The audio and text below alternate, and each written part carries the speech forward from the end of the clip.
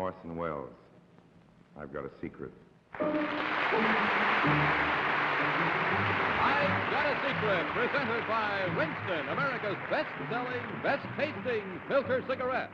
Yes, Winston tastes good, like a cigarette should. Now, Winston Filter Cigarettes bring you America's #1 panel show, I've Got a Secret, starring Gary Moore.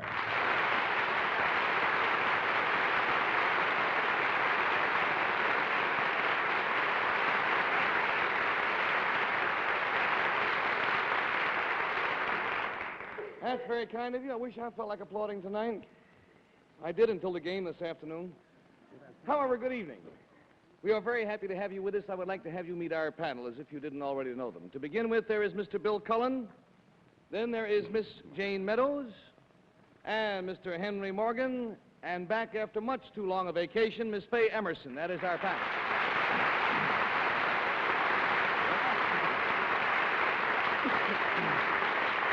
And we're going to move things along rather swiftly tonight and invite our first contestant to come in immediately, please.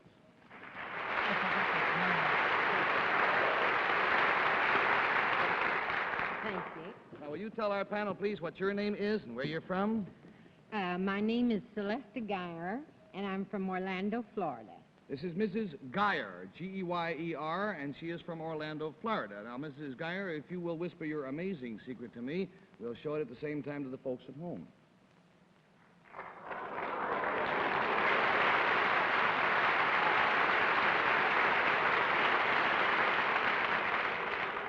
And we'll prove it. Now, to help classify her secret, I will tell you it concerns something that she did. And, Faye, welcome home. We're going to throw the burden on you immediately. You're going to start with me? Miss Geyer, is this something you did recently? Would you define No. that for us? Recently, last year. No. Have you done it many times? No. Did it make the papers? Oh, yes. Require any physical strength? It didn't require strength, did it? Actual force? It didn't require, no, muscles it didn't take, No. no. Is some other person involved in this with you? I mean, did you, is there somebody else involved? I don't know how to get out of this. Only indirectly, Faye. The other person, if there was another person involved, is not mentioned in the secret. And we have lost $20, and we have $60 to go. And we go to Bill Cullen. Miss Geyer, would it help me to know where and when you did this? No. All right, then. Very decent of you. Yes, it is. I'll Well, drop it let then. me say that I think I know the context you were talking about geographically where. Yeah, Gare. There is a sense in which where this happened might be of Let's interest. not It would help me to know geographically where, but not necessarily In when. the United States. Thank you. Oh, I sneaked that one. Ooh, that was a clean one. Was it east of the Mississippi River? It's not my night. Oh, You were east of the Mississippi at the time, weren't you? yes. Yes. Were you north of the Mason-Dixon line? Oh, yes. $40 down and $40 to go. We narrowed that one down, didn't we, Jane? We've gotten absolutely nowhere. That's Thank you, right, Jane. and I'm glad. Miss Geyer, would it help us to know if you were indoors or outdoors? No. Would it help us to know what part of your body was involved in this thing that you did? No. I think the audience disagrees with you, Mrs. Geyers. I am forced to, too. I think. What? Well, let them fool with that idea. But it would interest you to know what parts of the body or parts were involved. Would this be from the waist up? We say partially here. Partially. We'll give him partially. Then would it be your arms and hands that were involved? Partially. Partially. Is there an object involved? No. Just something... $60 down, $20 to go, and we go to Henry. Henry. I want you all the time. That's the way I feel about him, too. Henry. Well, you've reacted much nicer than many people have to the mention. That's not true. Something happened to you in the middle?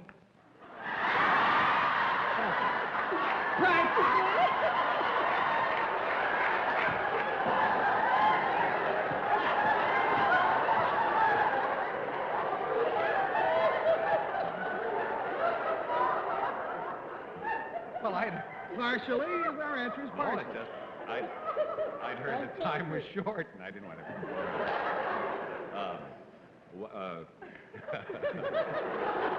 You know, you were right when you laughed at my. Was some device mentioned in this secret? No.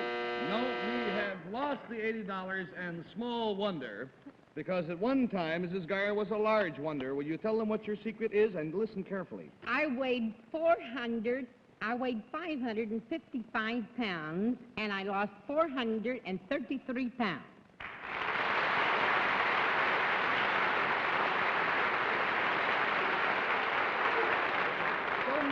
Now, lest you think we are making this whole thing up, I remember seeing Mrs. Geyer when she was in the employ of Ringling Brothers Circus, at which time she was the professional fat lady known as Dolly Dimples. And Henry, you're an old circus buff. You might remember Dolly Dimples. You will notice the features are exactly the same, but the body is entirely different. Let's trace this history back a little bit, Mrs. Geyer. Were you extraordinarily large at birth? No, I weighed 7.5 pounds. When did you start to gain in an extraordinary fashion? Oh, around 7, 8 years old. Was it something glandular, perhaps? or- Positively no. Hand up to the mouth. You just ate yourself into 555 pounds, That's huh? right. Let me see now. When did you, when were you married? In 1925, according to my That's card. right. You weighed how much then? 300. 300 pounds. He liked them fat. Perfect. And when she reached 358 pounds, she was offered a job as a sideshow fat lady. A dinner, may I read the menu here? A typical dinner of yours? Oh, no. Don't take all that time, because I ate from the time I got up till the time I went to sleep. Just constantly doing that, huh? Well, anyhow, she got to weigh 555 pounds. A fat lady's life is not a happy one, is it? Wasn't it terribly inconvenient for you? I had all my furniture made and reinforced. Our car had to be reinforced on the side with springs. And when we'd stop at a tourist court, they'd say no vacancies. Well, now, Ms. Geyer, here you were, 555 pounds. What made you suddenly slim down to your present? How much is your present weight, by the way? 122. 122. Now then, what caused you to do this? I had a heart attack, and the doctor said diet or die. So there you were. You were faced with the problem where you had to lose this extra weight, to say the least, extra weight. Well, now, how did you go about it? Did you use any tricks or anything? No, he gave me a calorie chart and said I had to have my proteins, so I made up my own diet. How many calories a day? 800, and I took the most that I could get of low-calorie foods, and I seemed to have my proteins, and I made all my diets up, and I had a lotion that I used on my body with hot baths and my own face cream. Well, now, listen, let me get down to this. I've been on a diet once in my life. The hardest thing is the psychological thing. That's right. Courage and willpower. Well, how did you accomplish that? Because I didn't want to be taken to my grave on a truck like all fat people are taken. Now, what she did, she had a picture of herself as the fat lady from That's Ringling right. Brothers, and she pasted it on the refrigerator door. So that every time she went to the Keep your refrigerator to hands open it, she would see that thing and said, no, nothing doing. And how much did you lose in 1 year? I lost 401 pounds in 1 year. And then later went on to lose the rest That's to bring you right. down to your present 122. Now, of course, this spot has its serious side, too, because a great many of us are worried about overweight, and Mrs. Geyer, in collaboration with Samuel Rowan, are just finishing a book based on her life called I Live to Diet, which will be published very shortly. It's been a great encouragement to many people to see you here tonight, I am sure, Mrs. Geyer. Thank We want you to have a carton of Winston cigarettes. We want you to have the money that you have won. Our congratulations and good night. Thank you Thank you, very sir. much.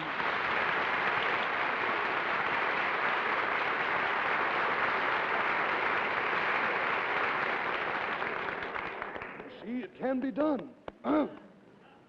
Well, now, let's talk for just a minute about my Winston cigarettes, if you will. I I have here tonight what I think is a very special souvenir. As any red-blooded American baseball fan knows, last Monday, Don Larson of the New York Yankees pitched the first no-hitter game in the history of the World Series and the first perfect ball game since, I believe, 1922. Now, I have here one of the balls that Don Larson, threw, and it's going to be given to some baseball fan in our audience tonight. Now, I have to concentrate on the front section because that's where the lights are. How many baseball fans do we have out here who'd like to have this? Wow. Oh, well, in the interest of time, keep your hands up, please. In the interest of time, I'm going to have to concentrate on 4. Why don't I take one, starting with the gentleman with the glasses, the lady next to him in the white hat, the gentleman in the striped tie, and the lady back of him. Will you 4 folks stand up? That's right. All right. Now, of course, this isn't just for free. You're going to have to work for me to get this, you see. I feel sure that from time to time people get terribly bored hearing me talk about my Winston cigarettes. It's kind of an obsession. So I'm going to ask you to do my commercial for me tonight. We'll have a contest to see who wins this ball. I'm going to ask you to shout out as loudly as you can the immortal phrase, "Winston tastes good like a cigarette should." The one who does it the loudest gets the baseball. Will we start with the gentleman over here? Winston tastes good like a cigarette should. And he's even got a pack in his hand. Hey. All right, sir, if you'll sit down. Now, the lady next to you, please, as loud as you can. Don't tell me you've forgotten how it goes. You had a lot of spirit, not so much volume, but a lot of spirit. Now, the gentleman, sir? Winston tastes good like a cigarette should. Hey, with gestures yet. All right, finally, the lady back here.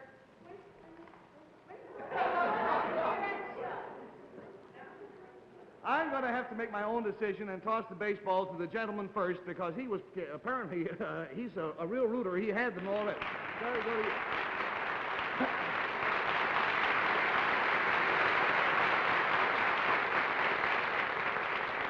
Oh, by the way, sir, I think there's one interesting thing I should tell you about that ball.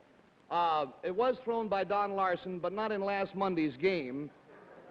He threw it when he was playing for the Baltimore Orioles in 1954, and that day he lost 19-0.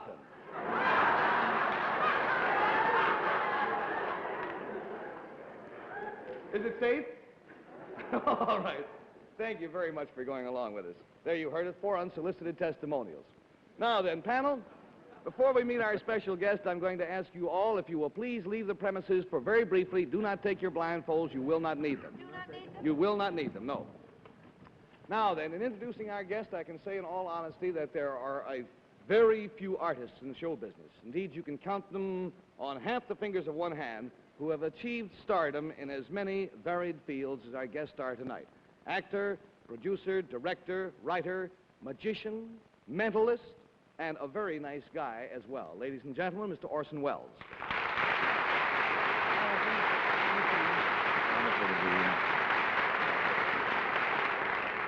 May I say that I am awfully glad that we've got you on this side of the game tonight instead of over there guessing questions, because when I heard about the feats of mind that you achieved in Las Vegas were fantastic. Well, not so much feats of mind. That's mind reading, you know. That's extrasensory perception and precognition. Well, what was it that you did in connection with the $64,000 question? Oh, well, that, we prophesied, or I did what it would be.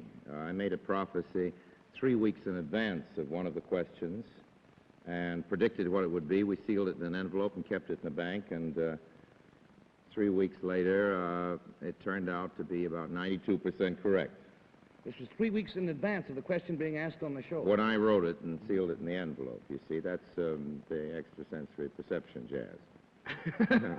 And I will personally guarantee you that Hal March himself doesn't know 3 weeks in advance what the question is going to be. He doesn't know it till he sees it. No, I didn't have any collaboration or help from $64,000. That was all in the ether. Well, you came in with a rather ostentatious-looking envelope. Has that got anything to do with... Yeah. Inside the envelope, I thought a good secret would be what I have, which is a smaller envelope, which is sealed, and in which I have written the name of the next president of the United States. You are predicting tonight the next president of the United States? I am predicting not only that, but I am predicting his electoral votes by 15. Within 15? I don't expect to be more than 15 wrong. And predicting the popular vote, I don't expect to be further than 175,000 off. Boy, if you will do that, you will be a lot closer than any pollster has ever been in the history of polls. Yeah, they don't use the magic, you see. Oh, that's the thing, sure. Well, all right, look, all right, now you've got your envelope here. That's right. Already sealed, I assume. Yes, inside. I'll show it to you. If you will, please. Yes. Here it is. It's sealed with a little black Sealing wax on the sealing back. wax. And after I give this to you, Gary, I'm not going to touch it again until the camera is live after the, on this show after the election, and then it'll be opened in front of the camera with a committee, and we'll see whether I've got it right or not. That's my secret. Now, all right, but now, are you putting up anything to back this prediction with? I mean, any, It's a fair question. I think I ought to penalize myself if I'm wrong, so I'm going to pay $1,000 if I do get it wrong. To whom will you pay this $1,000? To the losing political party. They'll need it. Long about then they'll need it. Well, all right, that sets the game up then. That the secret is that he has predicted tonight the winner of the coming presidential elections, the electoral votes within 15, the popular vote within 175,000. And now let's send the panel in, please, if you will. Meanwhile, may I ask you what happy chance brings you to New York? I come here as often as I can, and I'm a little hoarse tonight, as you may have noticed, because I was present at a rather sad public occasion this afternoon. You too? Yes. I was there by television, and that's all. Were you for the Brooklyns, too? Yes. I sent messages to Don Newcomb all day, but nothing got through, apparently. I was out there concentrating, you can't imagine. Well, let's get on with the game, then. Panel, I'm sure you all know Orson Welles.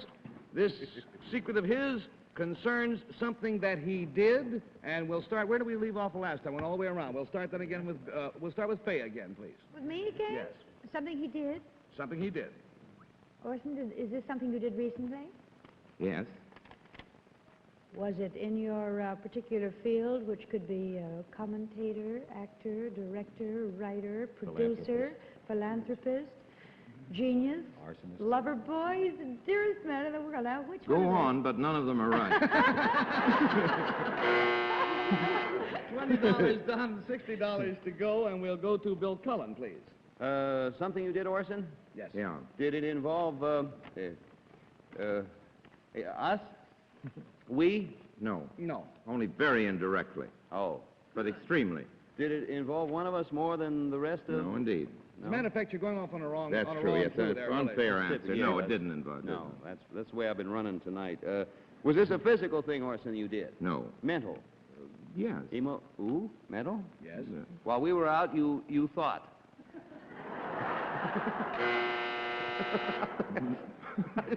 We'd have to say yes, he did. Yeah. $40 down and Yeah. $40 to go, and we'll go to Jane Meadows. Well, something has changed at this desk since we've been out, but Doesn't have anything you're to a do very with it. talented man, but I don't think you could mentally get these envelopes over here, could you? Does it have anything to do with the fact that you just picked up No. that folder and took a... It No, those envelopes will come later. They have nothing to do Yes. with the current. But you did operation. do this while we were out, this mental thing. No. Did you do it before the show? Yes. Just before. Just before the show. Does it... $60 down and $20 to go, and last, Henry Morgan. You used to dabble with magic, didn't you? Does this have anything to do... I can raise my voice, can you? You gained 411 pounds. No, but you're getting warm. Do you have answers in these envelopes to something that we might say or would have said or anything like that? No. Those envelopes have nothing to do with what we're talking about now. Just forget that. I'm sorry we have blown the entire thing, the entire $80. Orson, will you tell them what you have done? I've made a prophecy. I have predicted who the next president of the United States will be and what his electoral vote will be by 15 and what his popular vote will be by 175,000. Now,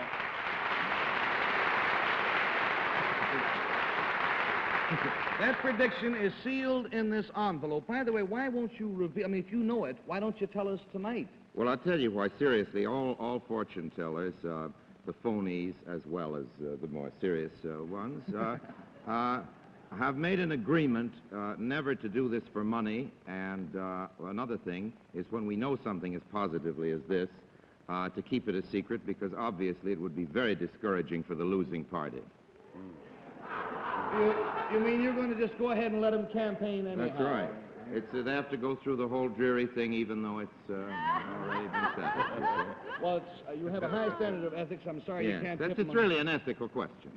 So, to ensure the fact that this envelope is not tampered with, we have with us tonight Mr. J. Kenneth Mickle, who is Assistant Vice President of the First National City Bank of New York. Would you come out, please, Mr. Mickle?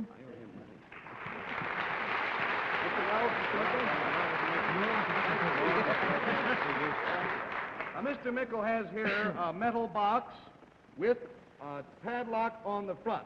Orson is over there, so that he it's not can't... going to touch the... I'm going to put this in here, close the box, put the padlock on. That snaps up. All right. Put the padlock on. Now then, I'm going to ask Mr. Mickle to take this back to the bank, put it in the vault. There it is. Put it, Mr. Mickle has the key right there. Put it in the vault. Tommy has a blowtorch. And leave it there until November 7th, at which time Orson Welles will reappear on our show. Mr. Mickle will come back with the box untouched. We will open it up and see if his prediction is correct. Mr. Mickle, I want to thank you for your cooperation, Thank you. sir. We're very happy to do this indeed. And we're looking forward to being back here the day after election. That's fine. Is there anything you want to add to this, Orson? No, except I think it's terribly important that nobody, either connected with me or with the show, should be allowed under any excuse whatsoever to come to your bank and come anywhere near that. I can assure you that You will assure us of that, and that it Very won't be definitely. open until it's in front of a camera. That's right. Right. Fine. Thank you very much, Mr. Pleasure Mickle. seeing you. Good night, sir. Yeah. Goodbye.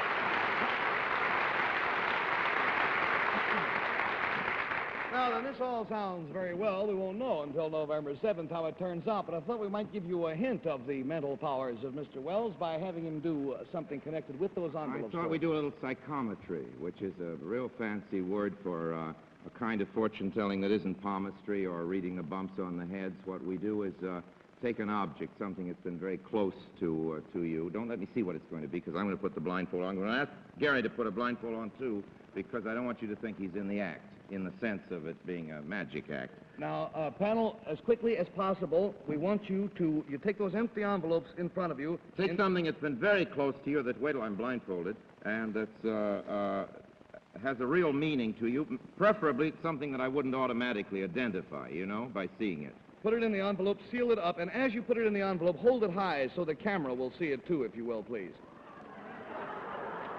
And, Bill, you tell me when you've got yours in. Have you held it up to the camera? Yep. By the way, seal it, lick the envelope, please. And then how about you, Jane? Do you have yours in the envelope? Yes, I have. As soon as it's closed, we can unblindfold and get on with the... Yes. And Henry, you got yours in? Yeah. All right, lick it and close it. And how about you, Fay? Yes. All right, now, Henry, we're going to ask you, please, to collect all the envelopes and shuffle them, Orson. Yes, why not? Doesn't make any difference. Shuffle them around and bring them over to Mr. Welles. And after you've handed them to him, we can take our blindfolds off and we'll go That's on. all right. Just put the envelopes down on the table here. Have you got them there? Your hands off. All right. I've got to open them. Are they all there? Yeah. Can we take our blindfolds off? All right. All right.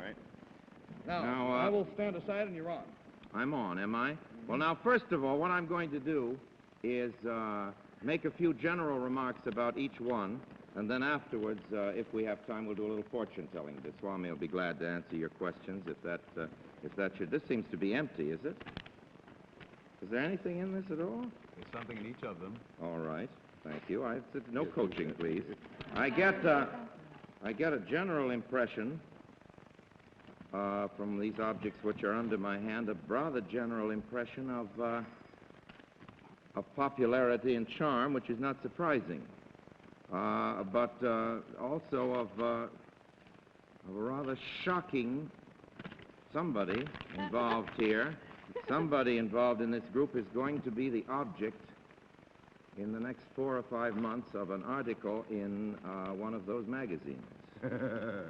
I want to assure you as a fortune teller that not one word will be true. Now, first of all, I get an impression I'm holding here I'm holding here an earring, I guess that is, isn't it, Gary? Yes, I'd say so. That's an earring. You can see it. And the wearer, of course, will be minus one earring, so it doesn't make me much of a magician, I guess, if I can tell who it is, so I'll try not to look over there. Or is it an earring that isn't on? Am I going to be really miraculous here? Anyway, I promise not to look. Well, neither one of them has It's any earrings associated with... It's not Bill's and it's not mine. I'll give you a clue. The owner is associated with China, is that right? Right. That's right. Is that correct? I see horns in your childhood, a goat. Is that right? Was there a goat in your childhood? There was? There was? Did you used to spend summers in Honan? No. No? No? The goat was an uncle of hers. No? China, aren't you associated with Yes, China? I get a very strong yes. impression of that. Didn't you, isn't there a boxcar in your background, too? I think so. This is creepy. Yeah, I think so. Now then, here I get an impression of a towel, and but what could that mean in your childhood, a towel? This belongs, of course, to Fay, and you used a towel once to imitate somebody, is that correct? Oh. Is that right? No. Didn't it happen in a convent in San Diego? Didn't you imitate the Mother Superior, and didn't you do such a good job of it that she forgave you? Yes, she caught me making a... You're considering doing a play. You're considering doing a play. It's named, the name of the play. Will you concentrate on the play, please? Protective Custody, is that right? Yes. You are not going to do it. Van Ost, you are going to announce an engagement to be married within the next year. Yes. Hey, boy. Somebody you Yes, know? I guess we have to say good night. We're going to have to say goodnight. You better get together with Orson after the show. Yeah. Here is your I'd carton love of to meet Winston her. cigarettes, the money that you won, Orson, and Thank our you very vast much. thanks. Thank you very much. Thank Orson you. Welles. See you November 7th. We'll be back in a half a second, but right now it's time for our Winston movie, and we got a surprise for you tonight. There's something new.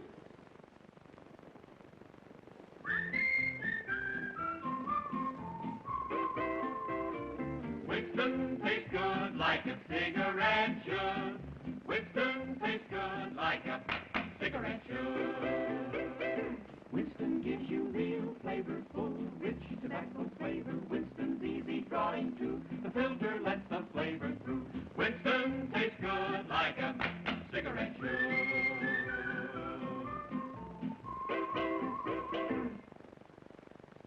The gentleman sitting next to me, his name is Mr. Freddie Renucci. He was to have been our final contestant tonight, but we got so fascinated with Orson Welles that we got carried away. But I'll promise you this, Freddie, that you will be on the show as soon as we can book it, which will be within a matter of weeks. Thanks. I wanted to have him out here so that his relatives wouldn't think he'd been run over by a taxi cab or something. And so until next week, then, speaking for Freddie Renucci, for all the gang, and for myself, this will be Gary Morris saying bye-bye for all of us. Be very kind to each other, will you? And goodbye out there.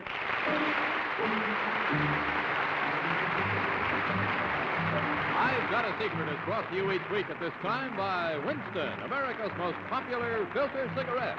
Winston tastes good, like a cigarette should. Travel arrangements for I've Got a Secret are made through United Airlines. United Airlines flies our contestants with red carpet service in DC-7 mainliners. Refreshing as this scene, all new Salem cigarettes. Menthol fresh, that's Salem. That's Salem. Full tobacco rich, that's Salem. That's Salem. Modern filter too, that's Salem. That's Salem. Salem refreshes your taste. You'll love 'em. This has been a Mark Goodson, Bill Todman production. This is John Cameron speaking.